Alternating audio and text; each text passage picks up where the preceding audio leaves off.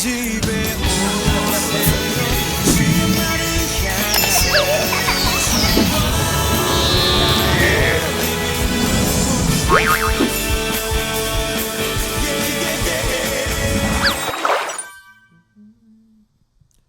주님 뜻대로 살기로 했네. 주님 뜻대로 살기로 했네. 주님 뜻대로 살기로 했네. 뒤돌아서지 않겠네. 뒤돌아서지 않겠네. 이 세상 사람 날 몰라줘도 이 세상 사람 날 몰라줘도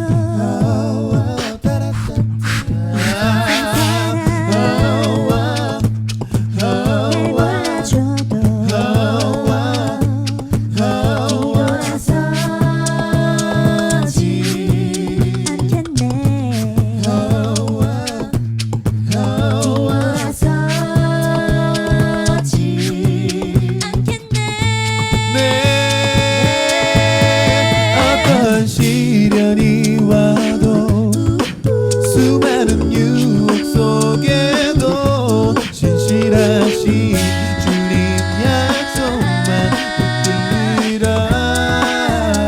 결코 돌아서지 않으리.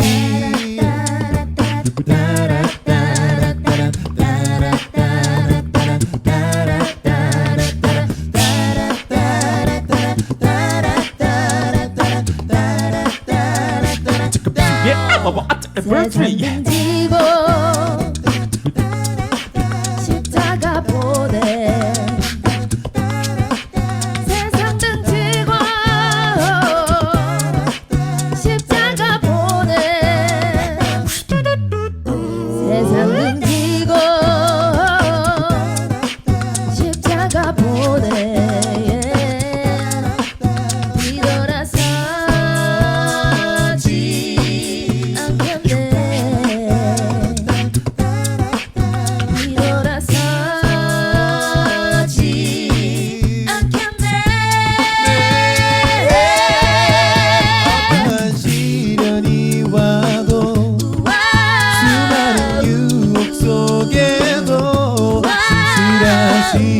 주님 약속만 붙들리라. 세상이 이해 못하고 우리를 조롱하여도 진실하신 주님 약속만 붙들리라. 어떠한 시련이 와도 수많은 유혹 속에도 진실하신 주님 약속만 붙들리라. 세상이 이해 못하고 우리를 조롱하여도 진실하신 주님 약속만 붙들리라. 돌아서지 않으리.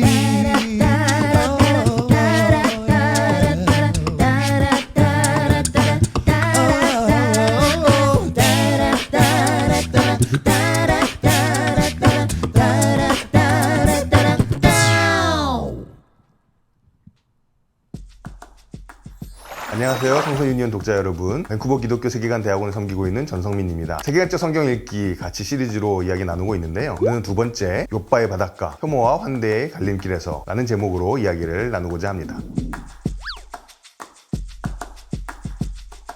지난 영상을 통해서 우리는 중심이 아니라 경계 너머의 변두리가 기독교 신앙을 세상에 잘 보여줄 수 있는 삶의 자리라고 이야기했습니다. 근데 이제 경계 너머 살아갈 때 우리는 타인을 만나게 되죠. 낯선 다름은 경계심을 불러일으킵니다. 그리고 그 다름이 우리의 신앙을 오염시키지 않을까 두려워지기도 합니다. 보안을 찾아보지 마라. 이런 두려움과 또 그것의 다른 한 면인 우월감은요, 차별, 배제, 그리고 혐오의 씨앗이 됩니다. 그리고 이런 차별과 배제와 혐오의 근거를 성경에서 찾으면서 신앙의 이름으로 그것들을 정당화하기도 하지요. 과연 차별, 배제, 혐오가 성경에 토대한 기독교 세계관의 특징이 될 수 있을까요? 이 문제와 관련해서 종교 부문의 노벨상이라고 불리는 그라베마이어상의 2004년 수상작인 차이의 존중에 나오는 저자의 말은 우리의 성경 읽기에 의미심장한 질문을 던집니다. 모든 경전에는 글자 그대로 읽으면 낯선 자에 대한 의심과 편협한 단파주의와 이교도에 대한 불관용을 지지하는 뜻으로 새길 수 있는 대목이 있다. 또한 모든 경전에는 이방인과의 공통성, 구계자에 대한 공감, 소외와 적의의 좁은 울타리 너머로 손을 뻗치는 용기를 강조하는 대목이 있다. 어느 쪽을 선택하느냐는 우리의 몫이다. 너그러운 대목을 나머지 부분을 해석하는 열쇠로 삼을 것인가, 아니면 거친 대목으로 우리의 정체성과 과합을 해명할 것인가. 차이의 존중에 나오는 말이었습니다. 이 말은 다양한 종교 경전들에 대한 말인데요, 사실 성경도 이 설명에서 예외는 아니죠. 웃고 있는 지용이 든다. 지용아, 유미연서 집에 갈래? 저자가 지적하는 낯선 자에 대한 의심, 편협한 당파주의, 이교도에 대한 불관용을 성경에서 만나는 것은 사실 어렵지 않습니다. 여호수아서에 가나안 민족을 진멸하라는 명령이 있죠. 에스라 느헤미야에서 이방인들을 추방한 기록이 있습니다. 이런 말씀들은 낯선 자에 대한 불관용을 지지하는 말씀처럼 보입니다. 또 적지 않은 율법들도 외부인들 차별하는 것처럼 보여요. 예를 들어서 빌려준 돈의 이자를 동적인 히브리 형제들로부터 받으면 안 되지만 이방인들에게서는 이자를 받아도 된다, 이런 율법이 있거든요. 하지만 동시에 성경에는 경계 너머로 손을 내미는 이야기 또한 담겨져 있습니다. 룻기가 그렇죠. 요나서가 그러합니다. 배제와 포용, 이 두 가지 경향 중에서 어떤 게 기독교 세계관의 토대가 되어야 할까요? 배제와 포용에 대한 성경의 관점을 살피기 위해서 삶의 경계 너머에 있는 다른 사람들과 만났던 요나 이야기, 베드로의 이야기를 비교해 볼 거 없습니다. 흥미로운 건요, 요나와 베드로의 이야기 두 개 다 욥바의 바닷가가 그 배경입니다.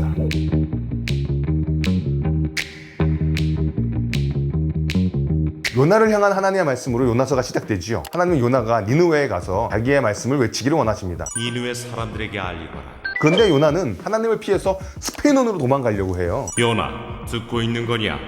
예, 죄송합니다. 스페인은 니느웨의 정반대 방향이지요. 요나는 니느웨 사람들이 하나님의 은혜를 입어서 살아나는 게 싫었습니다. 2절에서 어서라고 번역된 단어하고 3절에 길을 떠나라고 번역된 단어 모두 문자적으로 일어나다예요. 하나님은 요나에게 일어나라고 명령하셨습니다. 요나가 바로 순종하는 것처럼 3절이 시작되는 거죠. 그런데 그가 일어났던 이유는 달랐습니다. 하나님의 얼굴을 피하기 위해서 도망갑니다. 전 좀 맞아야 해요. 스페인으로 도망가기 위해서 욥바로 내려갔던 요나는요, 거기서 마침 스페인으로 가는 배를 만납니다. 히브리어 본문에 근데 이 마침이라는 표현이 없어요. 하지만 이 번역은 이 장면의 분위기를 아주 드라마틱하게 묘사하고 있지요. 이런 분위기인 거죠. 그리고 그는 욥바로 내려갔습니다. 스페인으로 가는 배를 발견했습니다. 그리고 그는 뱃삭스를 주었습니다. 그리고 그 안으로 내려갔습니다. 여호와의 얼굴을 피해서요. 여기서 요나는 내려가고 또 내려갑니다. 새번역이 배를 탔다라고 번역한 동사는요, 문자적으로 내려가다입니다. 욥바로 내려가던 요나는 배 안으로도 내려가는 거죠. 5절에서 그는 급기야 배 밑층까지 내려갑니다. 이 내려간다는 표현은요, 단순히 물리적인 움직임뿐만 아니라 하나님과의 관계에 있어서 요나의 상태를 묘사하는 거죠. 그런데 그는 자기의 이런 상태와 관계없이 그야말로 선민부심으로 가득한 모습을 보여줍니다. 강해요. 충격에 강해요. 오, 잠깐만요. 열탕 소독도 됐죠? 네. 싸늘하다. 우와. 냄새 안 배죠? 네. 이 정도예요. 오. 강합니다. 네. 이제 그 다음 주제는 세상에 1도 관심 없는 선민부심 가득한 예언자입니다. 폭풍이 일어나서 배가 부서지려고 합니다. 이때 이방인 뱃사람들과 요나가 보여준 모습은 아주 대조적이에요. 위급한 상황에서 자기의 신들에게 부르짖으며 살기 위해 안간힘을 쓰는 사공들과 달리 요나는 배 밑층에 깊이 잠들어 있을 뿐입니다. 그는 세상의 상황에 관심이 1도 없어요. 자기 때문에 이 일이 벌어졌다라고 제비가 뽑혔음에도 불구하고 너무나 자랑스럽게 자기를 히브리 사람, 하늘에 계신 주 하나님, 바다와 육지를 지으신 그분을 섬기는 사람이라고 소개합니다. 싸늘하다. 나는 당신네들과 달라? 라는 선민부심이 그대로 드러나고 있습니다. 자기가 지금 하나님의 낯을 피해서 도망가고 있다는 사실조차 아무 부끄러움 없이 말합니다. 전 좀 맞아야 해요. 나는 선택받은 사람이야. 그렇기 때문에 나는 어떻게 행동해도 괜찮아. 이런 식으로 생각하는 것 같습니다. 오히려 이방인 뱃사람들이 놀라고 있지요. 이 뭔 개소리야! 아니 도대체 어떻게 하나님의 명령을 거절하고 도망갈 수 있단 말인가? 인성 문제 있어? 자기를 바다에 던져서 문제를 해결하라는 요나의 제안을 이방인 뱃사람들은 바로 받아들이지 않습니다. 가급적 사람을 죽이고 싶지 않았던 거죠. 살려보려고 애를 씁니다. 하지만 어쩔 수 없이 요나를 바다에 던집니다. 그러고 나서도 그들은 자기들에게 살인죄를 지우지 말아달라고 이스라엘의 하나님께 부르짖습니다. 사람 사람들의 운명에는 1도 관심 없이 선민부심으로만 가득했던 예언자 요나는 자기가 이방인들과는 다른 차원의 존재라고 생각했습니다. 지금 누가 기침 소리를 내었어? 그런데 그가 그렇게 무시했던 이방인 뱃사람들의 마음이 오히려 더 하나님의 마음을 닮아 있습니다. 그들은 사람의 생명을 귀하게 여겼습니다. 요나가 굉장히 자기도취적이죠. 이 모습은 2장의 기도에서도 드러나요. 그는 이렇게 기도합니다. 헛된 우상을 섬기는 자들은 주님께서 베풀어 주신 은혜를 저버린다. 그런데 정작 은혜를 저버리고 하나님을 의미 없이 섬기는 사람은 요나 자신이었죠. 그는 다른 사람들이 구원받는 것은 싫어하면서도 자기의 구원만 감사할 뿐이었습니다. 그러한 요나의 기도가 역겨웠는지 물고기는 요나를 무태 뱉어냈습니다. 이게 문자적으로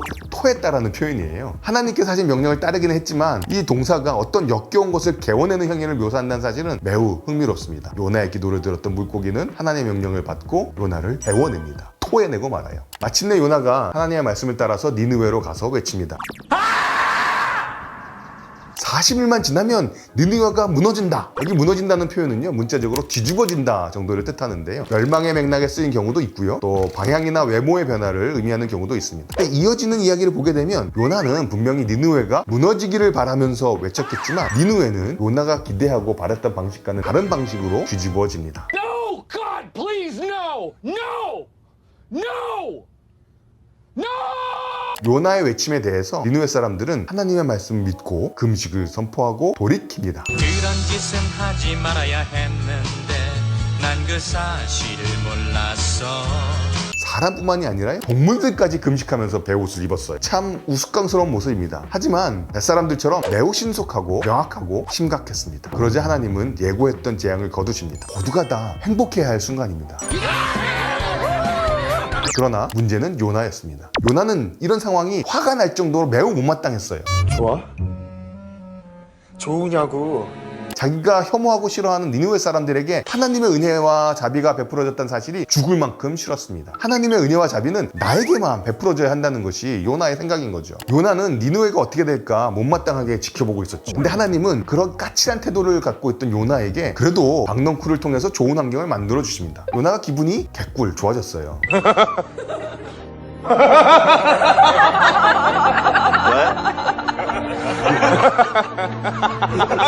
그런데 그 다음날 아침 하나님이 벌레를 통해서 박넝쿨을 없애십니다.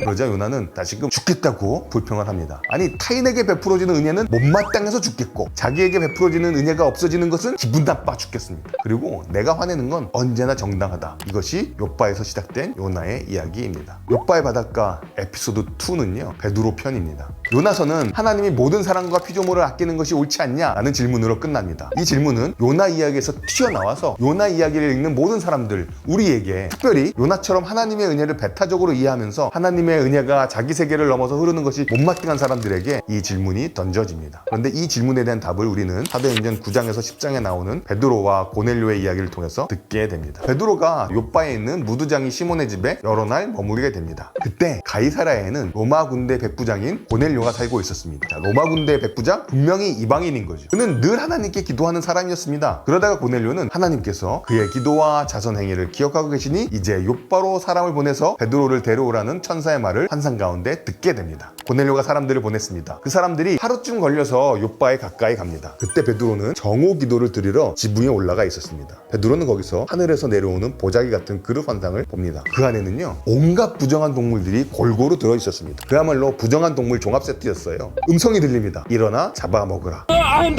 베드로는 격렬히 거부합니다. 절대 안 된다. 이게 진짜 일리 없어. 그걸 잡아먹는 건요 지금까지 자기가 지켜왔던 신앙, 지금까지 자기가 살아왔던 문화를 전적으로 부정하라는 것이었기 때문인 거죠. 그 동물들을 먹는 건요 베드로가 아는 한 결코 성경적이지 않았습니다. 그런데 음성이 이어집니다. 하나님께서 깨끗하게 하신 것을 속되다고 하지 말아라. 3번이나 이 일이 반복되죠. 그러자 베드로는 도대체 무슨 뜻일까 궁금해하면서 어리둥절해합니다. 이때 고넬료가 보낸 사람들이 시몬의 집 문 앞에 도착합니다. 베드로가 자초지종을 듣지요. 성령께서 주시는 확신을 갖게 됩니다. 다음날 함께 가이사랴로 길을 떠납니다. 베드로가 가이사랴에 도착했을 때 고넬료는 친척과 친구들과 함께 기다리고 있었습니다. 유다 사람이 사람이었던 베드로가요, 다른 민족 사람들과 어울리는 것은 유대 율법에 어긋나는 일이었습니다. 지금 베드로는요, 지금까지 기준으로 보았을 때 신앙적이지 않은 일을 하고 있습니다. 그런데 그는 고넬료와 이야기를 하면서 지금 벌어지고 있는 일이 내가 가지고 있었던 옛날의 기존의 세계관과는 충돌되지만 이게 하나님의 계획이구나 라는 것을 확신하게 됩니다. 그가 이런 용기를 내고 확신을 가질 수 있었던 건요, 하나님이 사람을 속되거나 부정하다고 하지 말아야 하는 것을 보여주셨기 때문이라고 설명합니다. 사실 베드로의 이 설명은요, 환상 속에서 들었던 하나님이 깨끗하게 하신 것을 속되다 하지 말라라는 말을 자신과 고넬료의 경험 속에서 해석한 것이었습니다. 그 해석의 결과가 기존의 신학 혹은 기존의 세계관과 충돌하지만 사실 그 해석은 기독교 신앙의 근본 의미를 회복하는 해석이었습니다. 모든 사람은 하나님의 형상으로 근본적으로 거룩하다. 그리고 하나님께서 아브라함과 그의 자손을 먼저 부르신 것은 그 모든 사람을 회복하기 위한 하나님의 계획의 첫 단계였다. 그 하나님의 계획을 성취하는 복음은 이방인이나 유대인을 차별하지 않는다. 인간의 어떠한 조건도 차별하지 않는다. 이 사실을 베드로는 깨달았던 것입니다. 욥바의 바닷가 세 번째 에피소드는 우리의 선택입니다. 수백 년 전 욥바의 바닷가에서 요나는 선민의식과 또 그것에 다른 연인 차별과 혐오에 젖어서 하나님의 지시를 피해 도망갔습니다. 하지만 바로 그 욥바의 바닷가에서 베드로는 오랫동안 굳어져 있었던, 그래서 여전히 힘을 가지고 있었던 신앙적 관습과 전통을 탈피하고 성령의 새로운 역사, 하지만 오래 기다려왔던 역사에 동참합니다. 자신이 섬기는 하나님이 하늘에 계시고 바다와 육지를 지으신 분이라는 요나의 자부심 가득한 고백하고요, 예수 그리스도는 만민의 주님이라는 베드로의 고백은 닮아 있습니다. 근데 이게 닮아 있을수록 대조가 더욱 또렷한 거죠. 고넬료의 사건을 계기로 교회가 민족과 인종의 경계를 초월한 공동체라는 사실은 역사 속에 또렷이 새겨지기 시작합니다. 그리고 베드로가 욥바의 바닷가에서 했던 경험, 그 해석, 그리고 결단은 그 새로운 역사가 시작되는데 결정적이었습니다. 우리가 세계관적 성경 읽기를 하고 있죠. 세계관은 말 그대로 세계에 관한 것입니다. 그리고 그 세계 속에는요, 하나님이 자신의 형상으로 창조하신 너무나 다양한 사람들이 함께 살아가고 있습니다. 복음은요, 사람을 가리거나 가르지 않습니다. 유대 사람들과 그리스 사람, 종과 자유인, 남자와 여자, 여자와 남자, 그 어떤 종류의 차별 없이 모두 그리스도 안에서 하나를 만드는 것이 복음입니다. 그 복음은 우리가 지금 사람들을 가르는 여러 기준들을 녹이고 그로 인해 생긴 담들을 무너뜨립니다. 이런 복음이야말로 우리가 가져야 할 세계관의 뿌리입니다. 우리의 세계관은 차별과 혐오의 율법이 아니라 포용과 환대의 복음을 담아내야 하는 거죠. 우리가 민족과 인종의 경계를 초월한 공동체, 그러한 교회의 일원이라면 우리가 살아가는 욥바의 바닷가에서, 우리의 욥바의 바닷가에서 혐오와 환대의 갈림길 중에서 어느 길로 걸어가야 할지 선택은 너무나 명확합니다. 감사합니다.